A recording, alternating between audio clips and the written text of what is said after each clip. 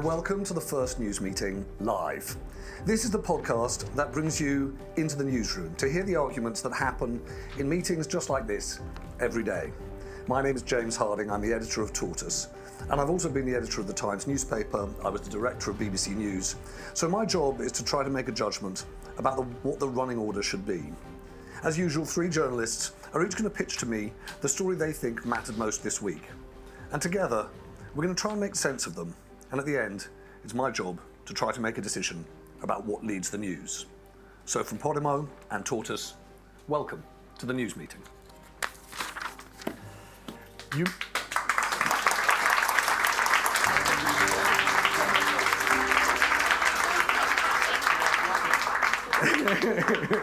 Did you say you've got one job? You might have... Mark, please do better. Please do better. Thank you. You might have noticed that things are a little different this week because for the first time we're recording this podcast in front of a live audience here in the Tortoise newsroom. And joining me on stage are Liz Moseley. Liz has been an editor here at Tortoise, but also before that worked for The Times, The Telegraph, Heat and Elle magazine. I'm worried you said has been. Has been, like yes. This could be the end of it. Well, let's see how this goes. The next half hour or so. Yeah, that's right. It's the Hunger Games of news. Giles Whittell is the deputy editor here and the World Affairs editor at Tortoise. Giles worked with me at the Times. He was the chief leader writer there. And then he's worked in newsrooms in LA, in Moscow, I think that's right, in Washington, has a soft spot for Kyrgyzstan. And today he brings all of that to his debut here on the news meeting. Welcome. Thanks for having me. Thank you very much. But most excitingly, we're joined by Rosie Holt. Rosie is, we've got a list of things here, Rosie. Satirist, actor, comedian. I think you're doing a show at the moment, the Rosie Holt. The Woman's Hour. The Woman's Hour, Rosie Holt, the Woman's Hour. But you've left that for this hour. Thank you. I'm the best journalist of them all. Yes. Welcome, Rosie, world's greatest journalist.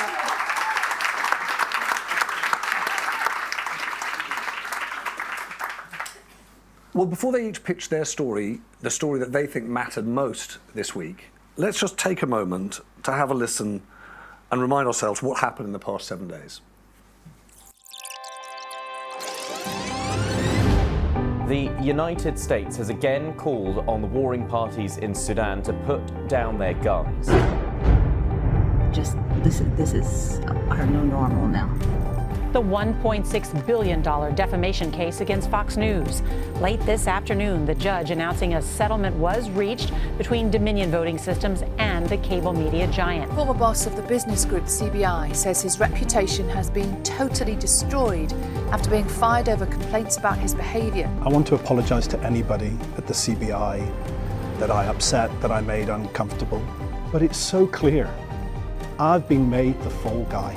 Not that they just throw me under the bus, they reversed the bus back over me. The King and Queen Consort have unveiled their coronation quiche. I'm fine with the spinach, but I'll pass on the broad beans. Right, well, I think we're probably going to be able to save ourselves some time. It's the quiche. The quiche leads. All right, well, listen, before we get into any stories in depth, why don't we do long stories short? Each of you, if you would, just introduce what you think is the story in a single sentence. Liz, start with you. I've gone for one word. Unsettled. Unsettled. Giles? I've gone for a hyphenated word. Super heavy. Rosie, you're allowed to have as many words as you like. 3 words. Party eats itself. Unsettled, super heavy, party eats itself. A haiku. Yes. Right. A haiku of news. Okay, Liz. Unsettled.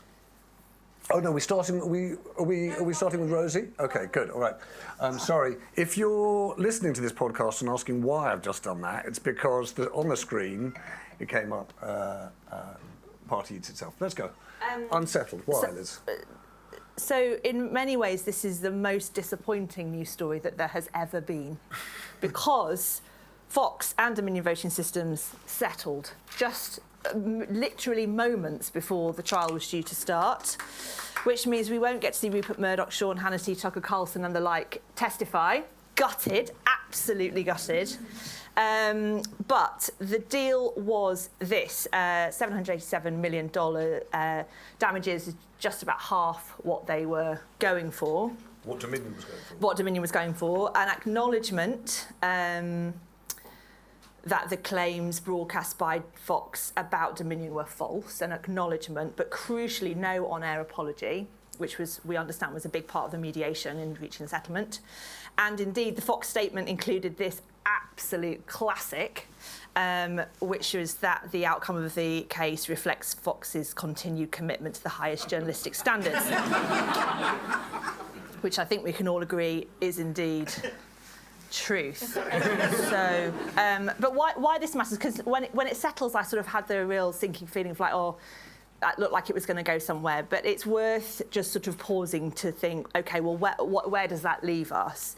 And the first thing I think is that Fox got away with it, really, because $797 million is a lot of money, but they can afford it. They have, in February, Lachlan Murdoch told an investor meeting they have $4 billion cash in the bank at Fox, and they did $4 billion in revenues last year. So it's a large amount of money, but it's by no means an existential amount of money.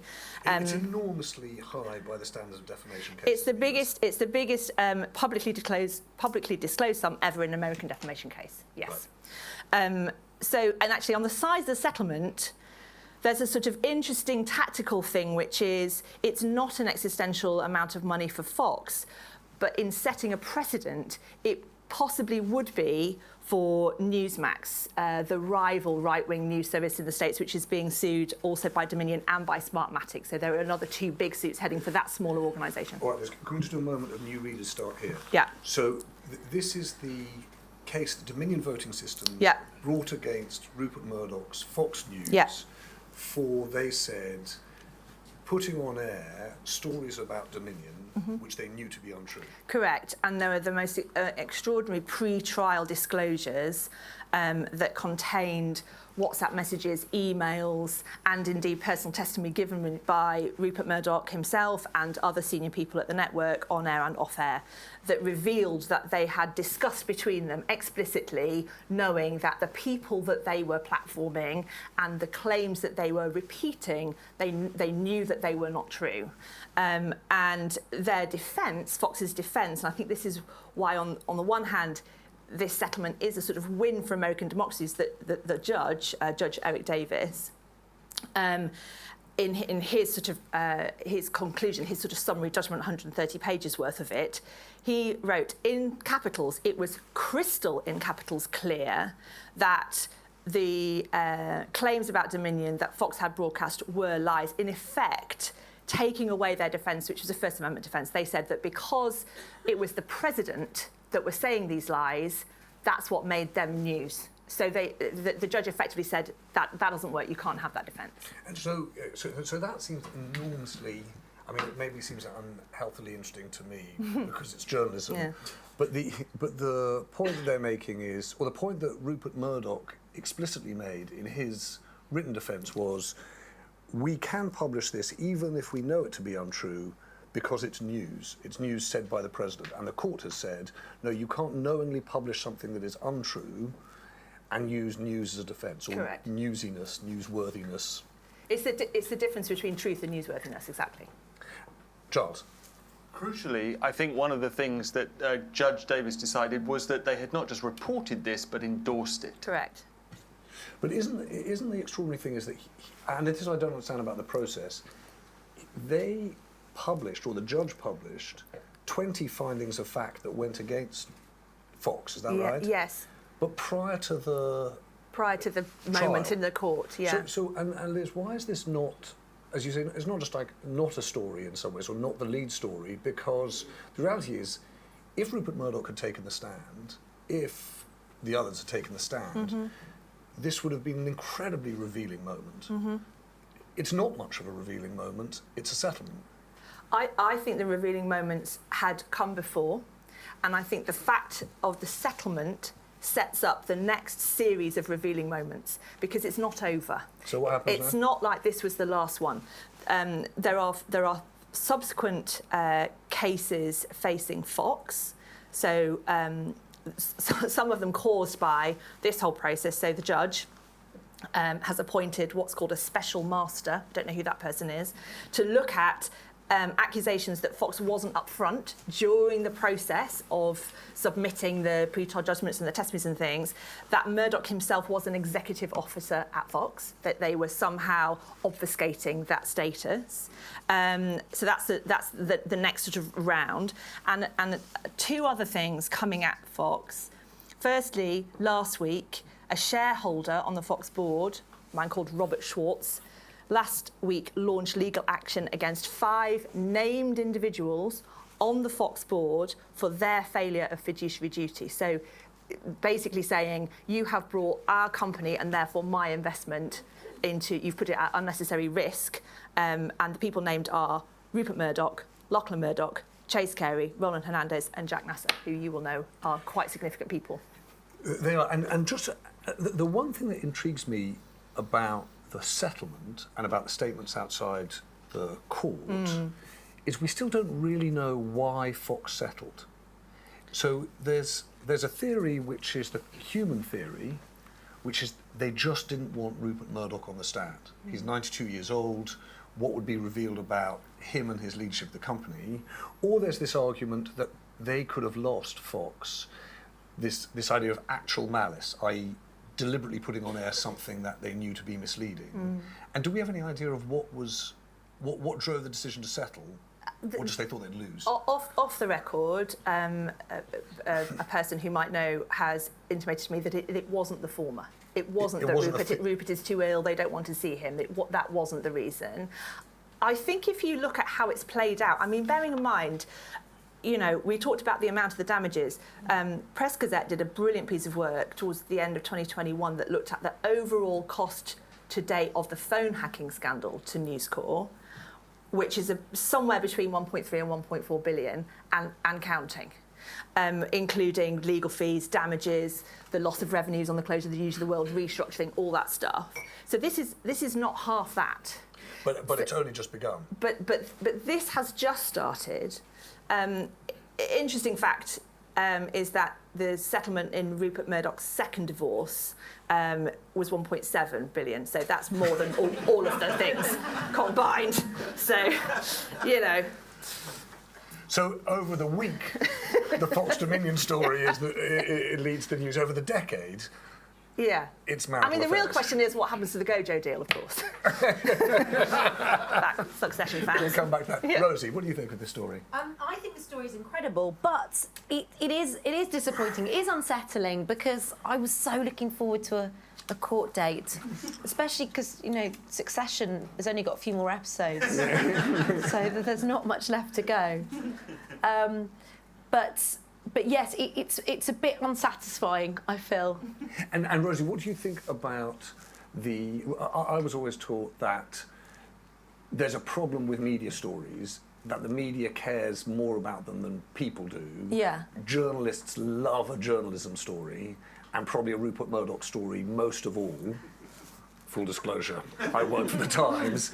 Do you think that this is one of those stories that's really interesting if you're into the news and the Murdoch saga, but actually, given everything else that's going on in the world, it probably doesn't merit leading the news? Well, as a journalist... Do you have a different persona for each different event you're on? Yes, as a journalist, join us. No, I do think it's really interesting. Also because it asks some very kind of interesting questions about journalism, because of course people on one side and people on the left were getting kind of het up and saying, what does this say about press freedom and things like that. But Fox News, they have been sort of projecting quite a lot of mistruths, and I think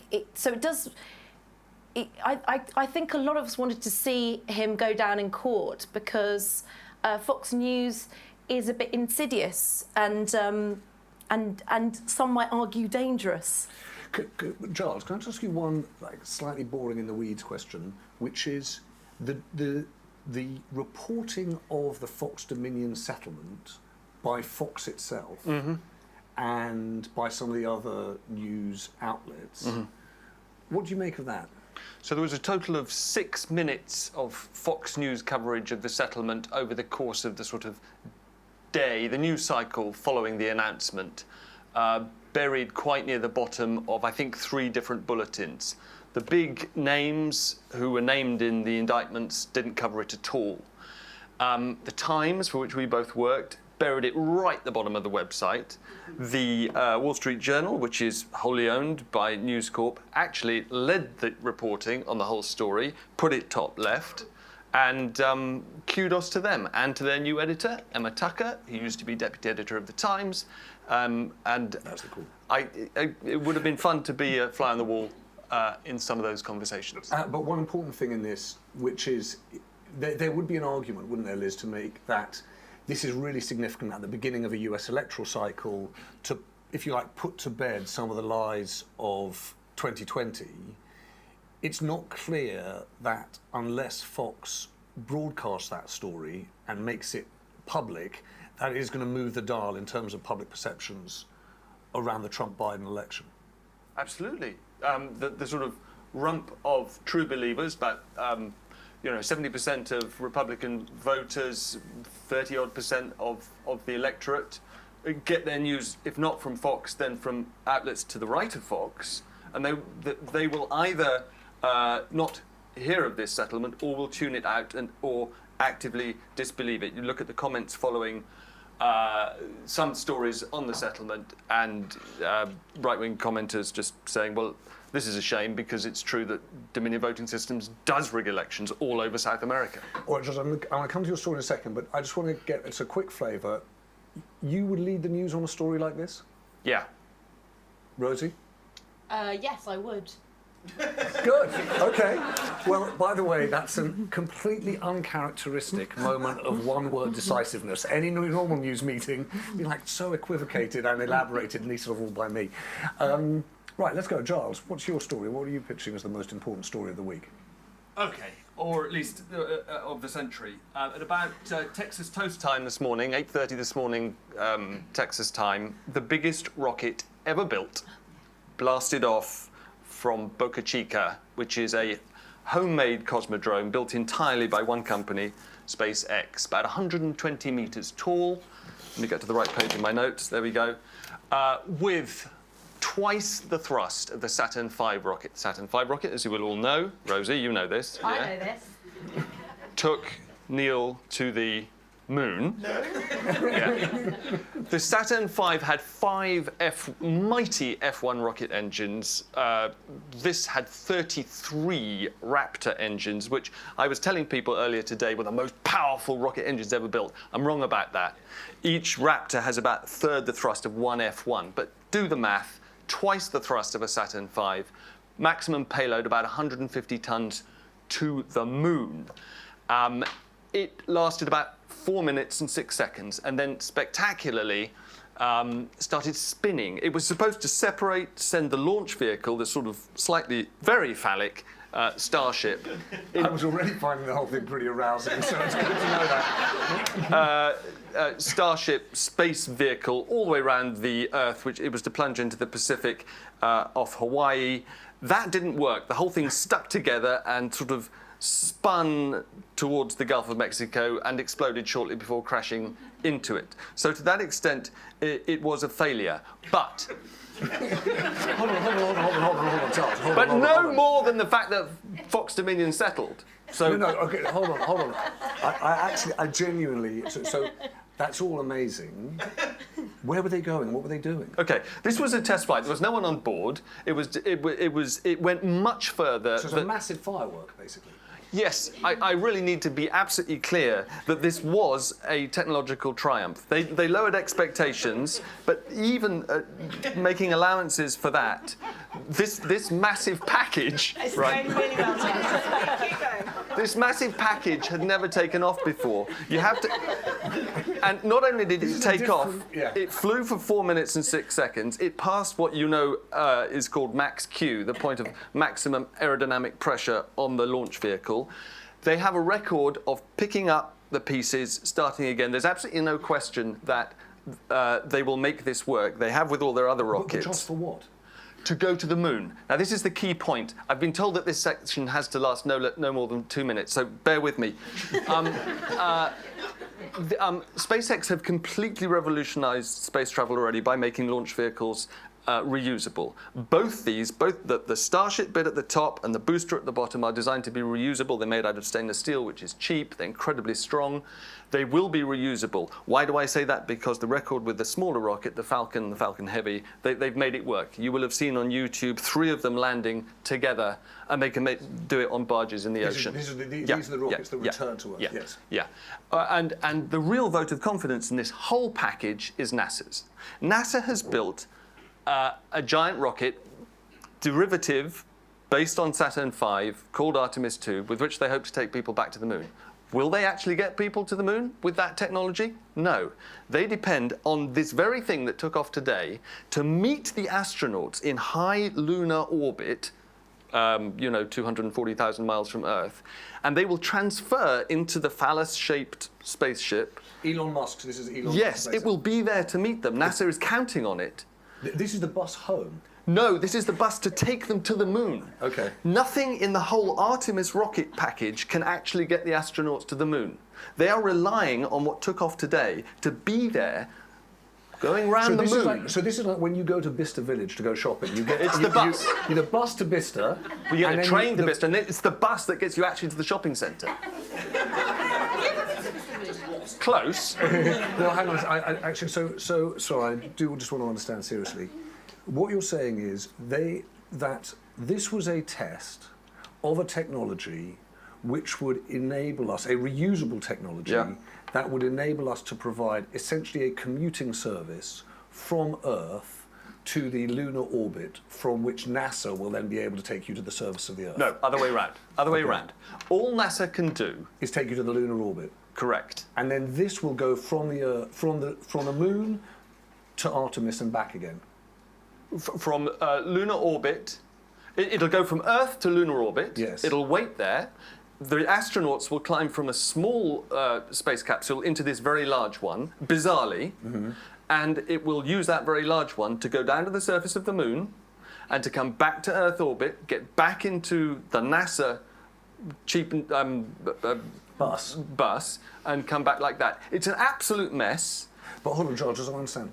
When does that happen? When do people start commuting? From 2025, if all being well for NASA, but it won't be. And what's the significance of this by comparison with each of the other stages in which we've heard that Elon Musk's SpaceX is going to essentially take a bigger part? Thank you for asking. There is tremendous significance. This was built for something altogether more ambitious. This was built to go to Mars. He's completely serious about that. Say what you like about Elon Musk. He's invented electric cars. He's reinvented motoring. He's reinvented space travel. He's completely serious about going to Mars. This is the only rocket ever built that is remotely capable of doing that. Today's crash notwithstanding. So when does it begin to try going to Mars? His timetable for that. There is always a lot of sort of exaggeration there, but I mean, 2030 type thing. And it's hard. But Giles, just pause a second. Hold on. It is quite hard to see. In all seriousness, although it's incredible, and listening to you is incredible, it's hard to see how that's a story that leads the news.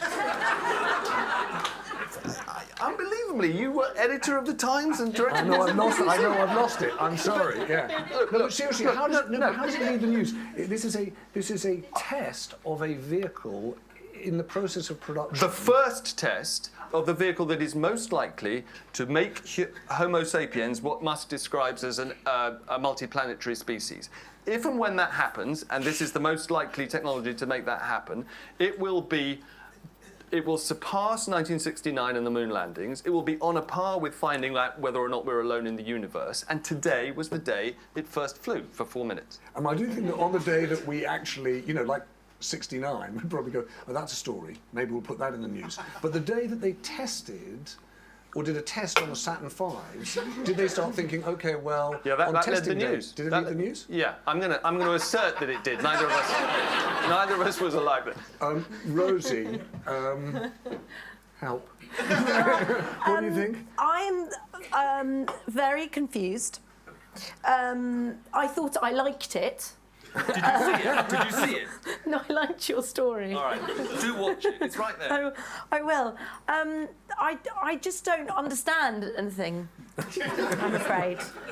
No, but actually, hold on a second, Rosie. There's an Yes. important thing there, which is that is part of what the job of the news is to tell many people what few people know. And Yeah. what Giles is saying in that sense is actually, oh no, that should lead the news because this is really significant. It looks as though we're in danger of getting blinded by science and you know, technical detail, but this is a massively significant step today that you might easily misunderstand as just a kind of egomaniac trillionaires crash-tested Yeah, rocket. I think also, I mean, the problem with Elon Musk, because as you're right, Elon Musk has done some very impressive things, but certainly for me, he's synonymous with ruining Twitter.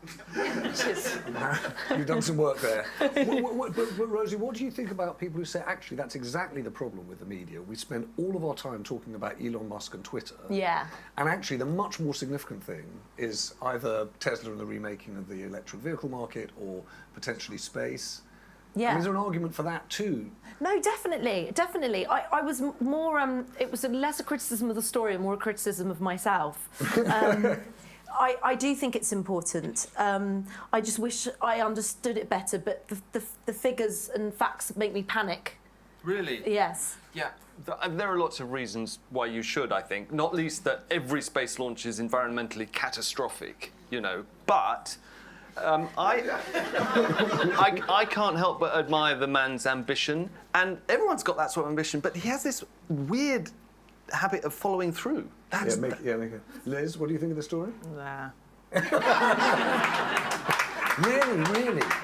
Is it that just because there's just too many rockets and gizmos? The double thrusting was... I think so. If you can't lead the news every time Elon Musk says he's got a really brilliant idea, that you can't do that, and it did blow up. And so, on any measure, however, it's definitely not a leading news story. It just isn't. It's not like the nuclear fusion thing. So we can get excited about amazing, brilliant scientific breakthroughs, and I accept your excitement that this is one of, in that bucket of type of thing, but the job of the news, I think, is not to do massive rocket double thrust. It's about saying if human beings are going to be an interplanetary species, and we have to be that because we've knackered our own planet, these are the steps that are required. These are the things that NASA's made this shit rocket can't get all the way. They've got to build a bus. You know, that's something that's worth understanding, but it's not a front page news story. All right, well, let's come back. I'm going to have a go when we get to the end of making a call. I'm not going to ask you, Liz, whether you think I should lead the news. I've got a sort of vague sense of where you are on that. Rosie, would you ever lead the news on this story? Oh, no. I liked the sexy framing of it, though. Thanks. Yeah. All right, well, let's go to you, Rosie. What's your story and why do you think it should lead the news this week? OK, so the story is Party Eats Itself. Yeah. It's a bake-off story. It's a bake-off, yeah, that's right, it's a British bake-off. No, it's the SNP. So on Tuesday, the new leader of the SNP, Hamza Youssef, delivered a speech that was billed as the new administration's kind of programme of what they were going to do. But it was completely overshadowed because the SNP treasurer, Colin Beattie, was arrested. Yes. And even better, this is not their not even better, but it's not their it's not their first arrest. So I think it's great. So he was arrested as part of Operation Branchform, which I didn't know until today, but that's what it was, Operation Branchform. And it's an investigation into a possible fundraising fraud because basically 600 grand went missing. Where did it go? We don't know. Well, we can guess. So. No, hold on. Where did it go? Where did it go? Isn't it the case that they raised £600,000 to fight for another referendum? Independence referendum, and then we just assume that they spent it on SNP running costs rather than ring fenced for the referendum. Yeah, well, it's kind of been. yes, there's a question of kind of where it is. But is there a question, Rosie, of whether it went something? When you say you can kind of guess where it went, is there sort of implication of that? Oh, it went into sort of someone's pocket. We don't think that, do we? No, we just think we that don't they think didn't that. spend it in the way in which they promised to. Because there's other sort of I mean the best bit about the whole story, I'd say the whole story. I mean this investigation's been going on for a while, but in the last few weeks really was the fact that a camper van, not just a camper van but a luxury camper van, was seized by police.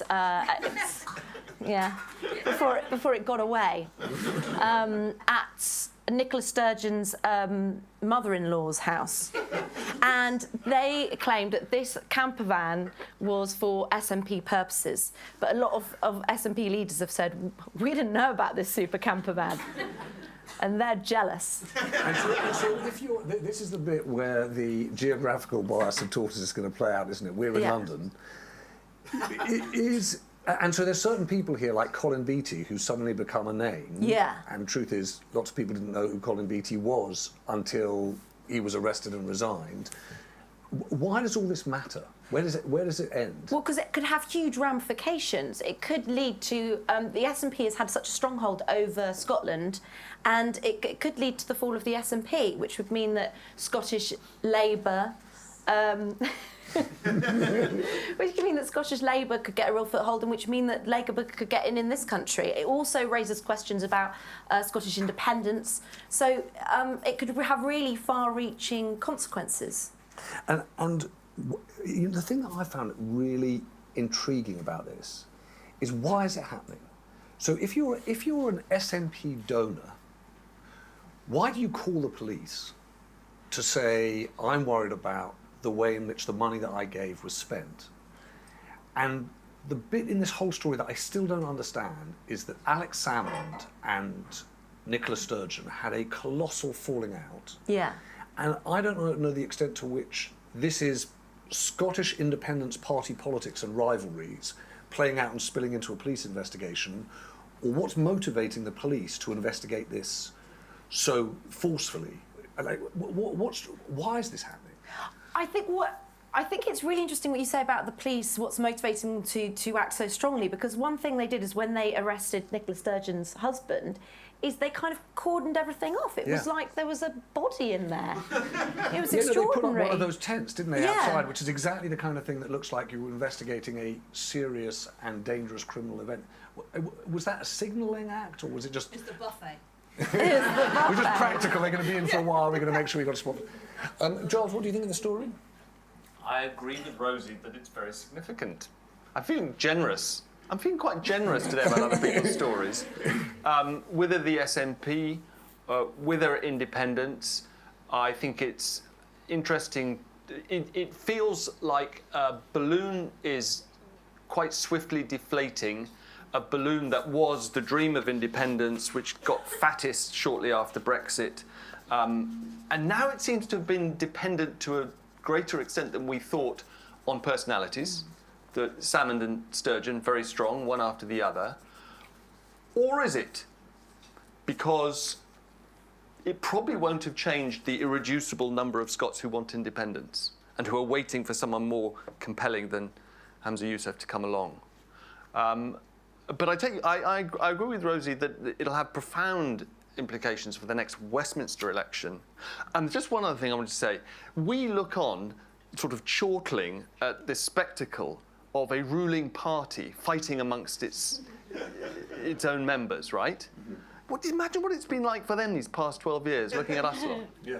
There is also, by the way, one thing we should just say, which is we at Tortoise had this long running argument with the Conservative Party in the UK, in London, about clarifying who their members were, who their donors were. What just happened in Scotland is the same. They also elected a new First Minister without any clarity, any transparency on who those members are. It is very strange. We now have a Prime Minister and a First Minister elected by the tiniest number of people who themselves are as much donors as members. It's a really It is very curious. Anyway, Liz, what do you think of this? I think it's super interesting. I do think it's important. I might be thinking about it in entirely the wrong way, but we get very hot under the collar in general, or suspicious maybe, about big party donors. We sort of, in general, people don't like that thing. They worry about sort of influence and things. And we obviously did all that work on Westminster accounts for a reason, because you want to know where those relationships are.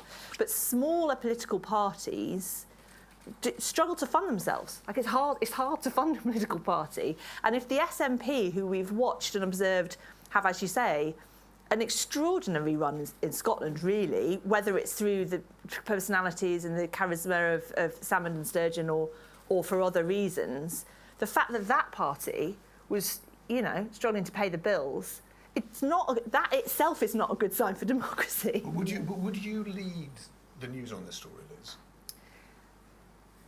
Given the choice, yes. Giles? No. Because? The news today. The news today. What happened today? My rocket blew up today. No.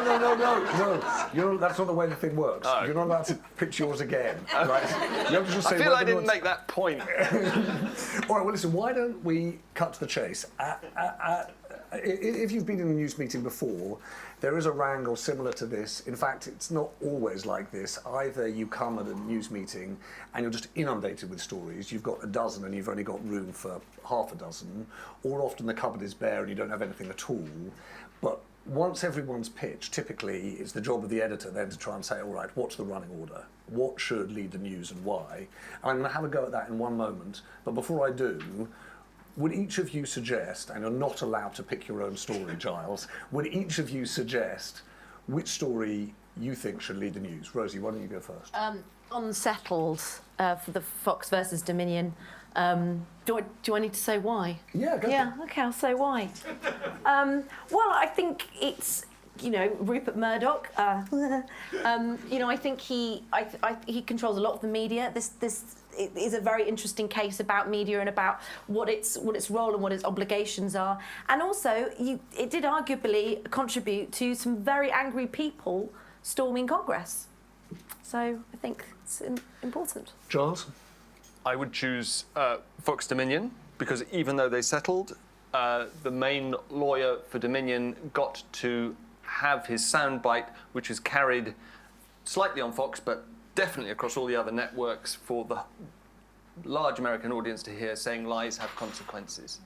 And Rupert Murdoch's network has peddled lies. There's a slightly separate but related question of which came first, Murdoch and Fox or their audience. Depressingly, I think the audience was there. If Murdoch hadn't come along and served it these past 20 years, someone else would have done. But there's no question that he's done so with unusual, sort of unimaginable, unforeseeable cynicism. And this was a moment that punctured that balloon. Liz? I lead with the party itself, for sure. Because? Because Giles's rocket blew up, and because I think as a newsroom we care about democracy, and I think this is a story that helps us to understand the functioning of the system of democracy in a way that we have been interested in for a long time, because I think it speaks to the rules.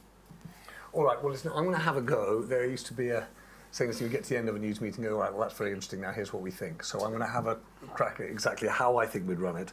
I think I should be honest that in some ways, these are the kinds of stories that I know people hate, in that every one of them is an almost but story. It's a nearly but not quite story. It's a process story. So if you think about Fox Dominion, we've known for weeks, if you followed it for weeks and months, you know that Fox is being pursued by Dominion. You know that what's at issue here is the news versus the truth.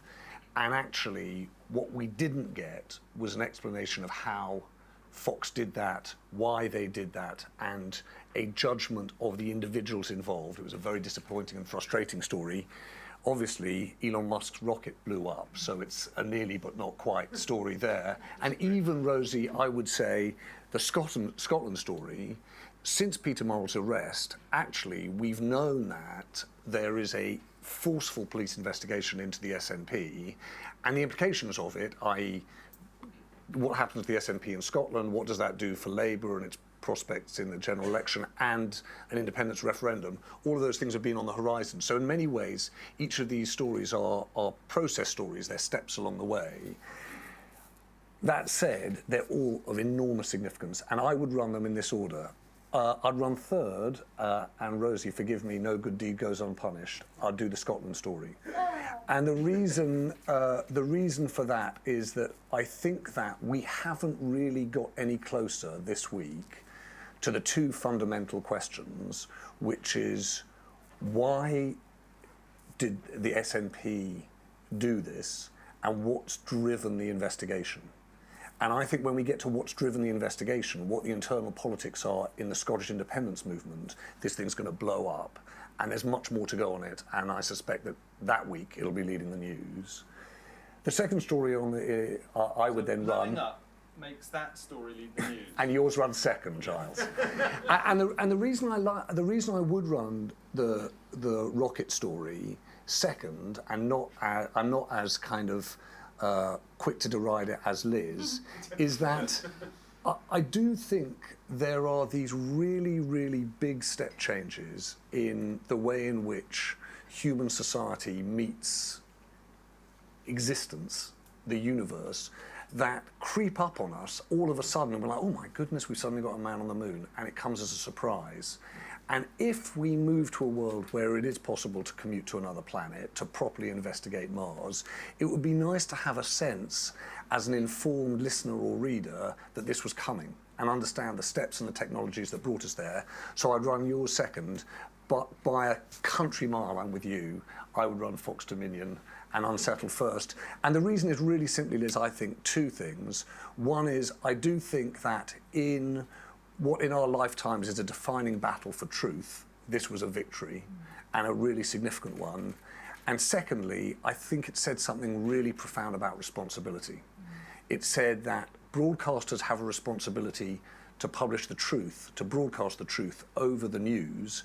And within that, what's really telling about this particular story is that what was their undoing was that individual journalists had suspicions, doubts, and deep misgivings about these stories, about these individuals, and still put them on air.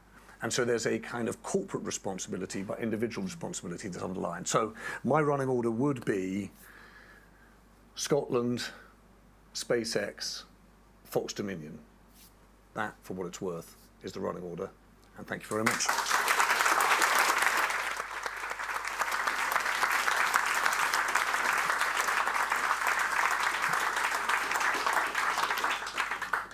Now, you probably think we got that wrong. The beauty of the news, it's an argument on the way to a deadline, and the deadline hasn't quite been reached yet. I'd love to know, and I don't know whether it's possible just to put the lights up, what you think should lead the news, and particularly if you think there's a story that should have been on that list that wasn't on that list at all. So I'm going to ask, I can't see, is Rachel there? Rachel, we just put the lights up a bit. If you've got something, either you want to weigh in on our existing stories or our thinking, or, you know, come to Giles's valiant defence, please feel free to do that. But as I say, if you think, actually, hold on a second, we've got this completely wrong. The story is inflation, cost of living, a crisis, you know, blah, blah, blah, go for that.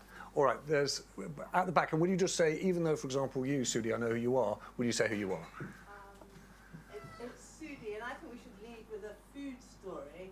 That tonight, M&S launched double sausage rolls. Two, are they adjacent or? I'm reminded that David Letterman. I'm reminded there was a great David Letterman moment, wasn't there, when McDonald's launched the McBLT, which was a Mc bacon, lettuce, and tomato sandwich. And it's like, I wonder whether that'll ever take off. Yes, the double sausage sandwich. You have two sausages kind of adjacent in the same roll, and I see this as a big rip-off to the spinach quiche of Prince Charles, saying no, we don't want vegetarianism, we want sausages. Oh, I thought it was an assault on Greggs, M&S moving in that market, but yes, okay. Other story. I mean that walks onto the front page. Yes, there's someone at the back. I can't see. Sorry.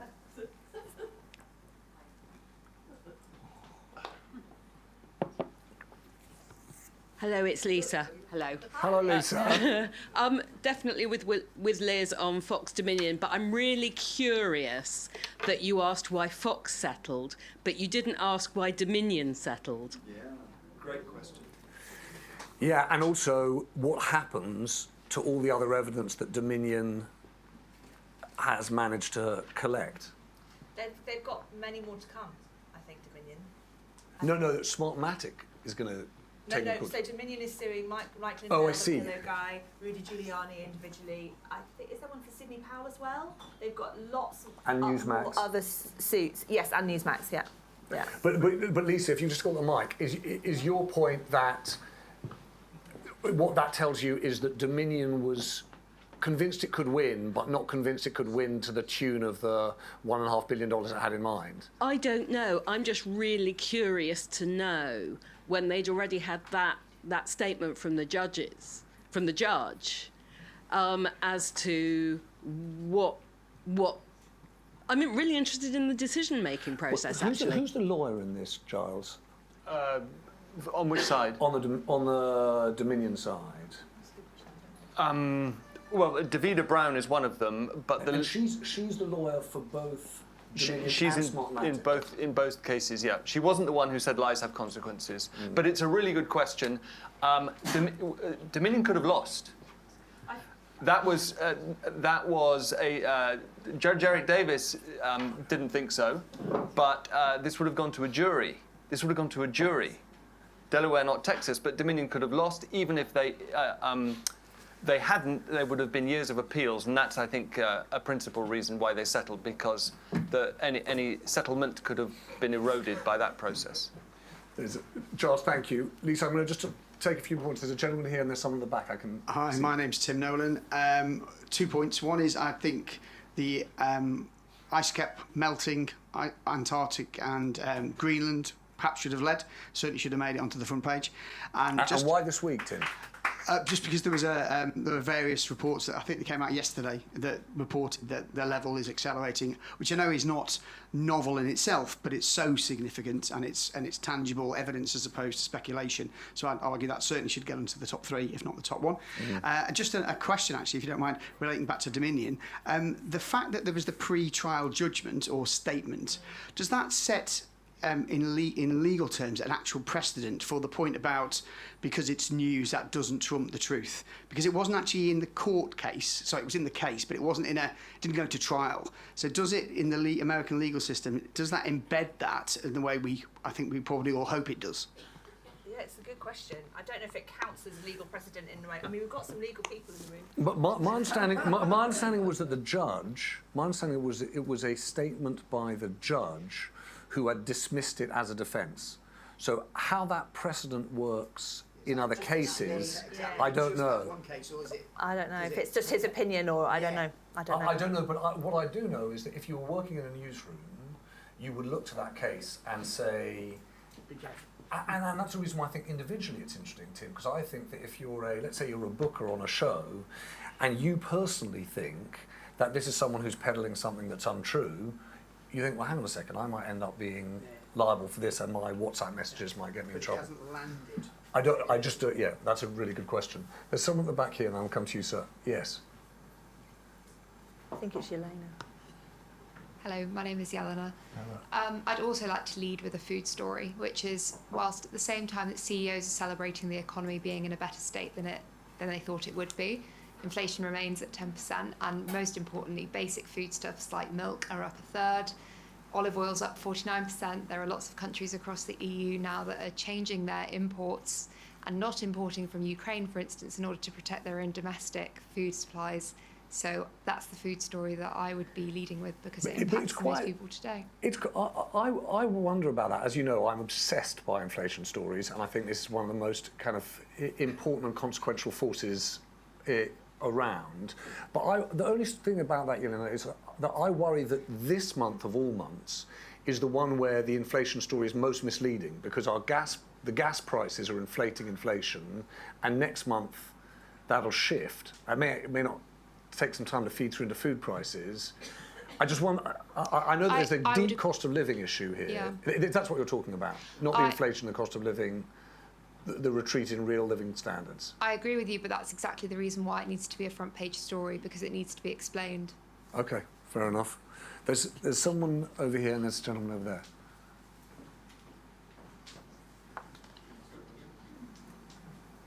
Hello, hello? Yes.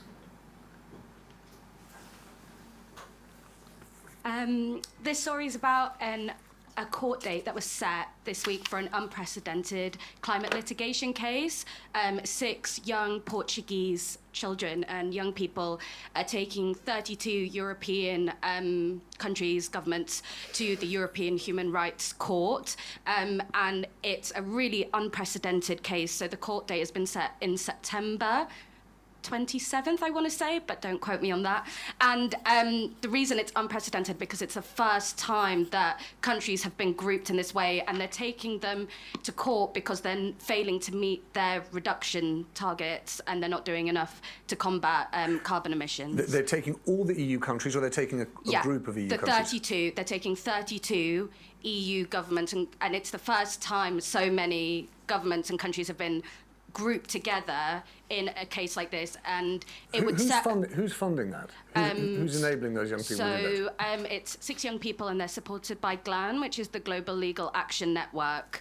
And this would set a real precedent for climate litigation cases, and it's basically them trying to fight for their futures. Maybe we should have paired that with Tim's point on Greenland and got something there. There's a gentleman there right next to you, Mark, and then I'm going to come to you, sir, and then I think we're going to have to wrap it up. Yes. Thanks. Arjan Geveke. I agree with the... Sorry, what's your name? Arjan Geveke. Arjan.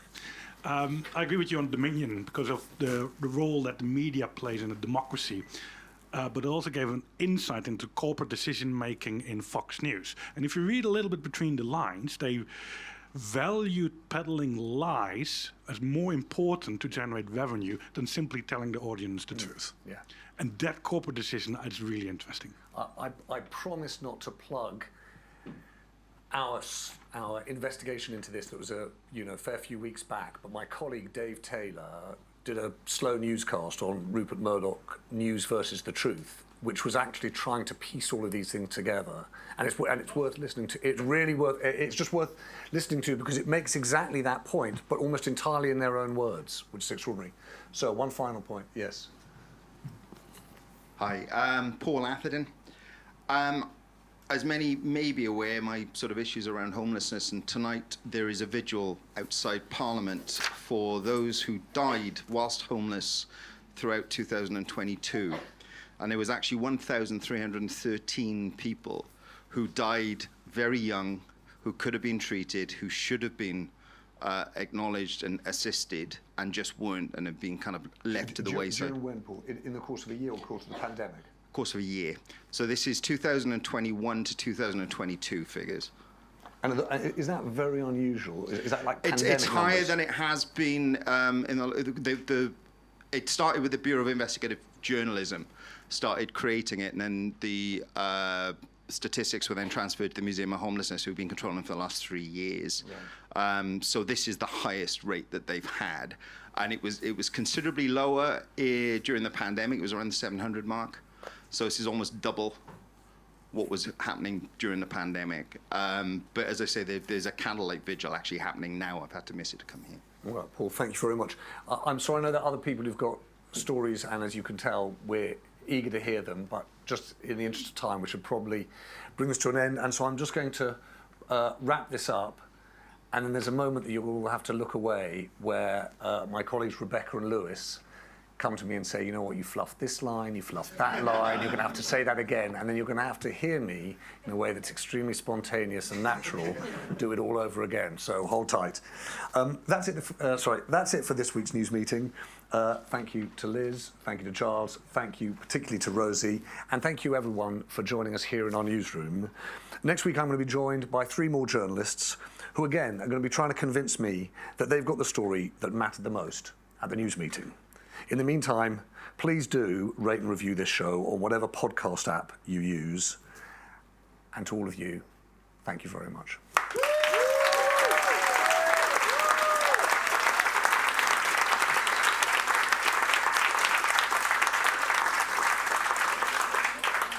Firstly, I would like to say great job. Well everyone. Again, if you listen to the podcast, Liz is a formidable contender. So well done again. Thank you to Rose for joining and to Giles. I do have some notes. It will be brief, so bear with me and James.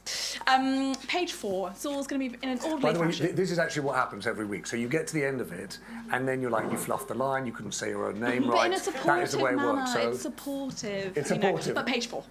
Can I... Page 4. I'm all the words and the numbers, do you know what I mean? Oh no, they're over here. Oh no. It's the that one? introduction to the montage, please. Oh, you didn't like my introduction to the montage? I did not. That's right. Okay. Oh, here we are. Just literally the line before that. Yes, please. Before we hear what they think mattered most this week, here's a quick reminder of what's happened in the past 7 days. Lovely, thank you. This will be worth it tomorrow when the podcast comes out, as it does every Friday. You'll hear the cuts. Please, can you also introduce Liz again? Yes. Can I really? Okay, hang on. Well, what are we doing here? Do you want it scripted version of Liz? No, nothing. You just sort of fluff it. Oh, okay, fine. And of course, Liz Moseley's here. Liz is an editor here at Tortoise. She's worked previously at The Times, at The Telegraph, and Heat and Elle magazine. Very good to have you back, Liz. Hello, James. Okay, good. Giles, forgive me. Can you clarify that no one was on board the rocket or the bus? He did say, didn't he? It was sort of in a haphazard manner. At the front, yeah? Yeah, I should clarify that nobody was on this rocket, in this rocket, in the spaceship, on the rocket. Nobody died. Thank you. The SpaceX litigation department thanks you for that clarification. Yeah. Rosie, forgive me. Please could you and James have a quick discussion that people were arrested and then released without charge? Oh, yes, without charge. Yeah. Yes. Yes, so Colin Beattie, the SNP treasurer, was arrested but released without charge. And the same is true, actually. Peter Murrell, Nicola Sturgeon's husband, was arrested but then also released without charge. Without charge, yeah. So, in fact, so far, no one's been charged. 2 people arrested, but no one's been charged. No one's been charged, but should still be the story of the week. Lovely. James, can you last thing. Can you just give the running order in order? So Fox, Rocket, and then SNP. Right, so my version, at least, of the running order is Fox Dominion, SpaceX, SNP. Nailed it. Thank you so much, everyone. Thank you. Thanks for watching that video.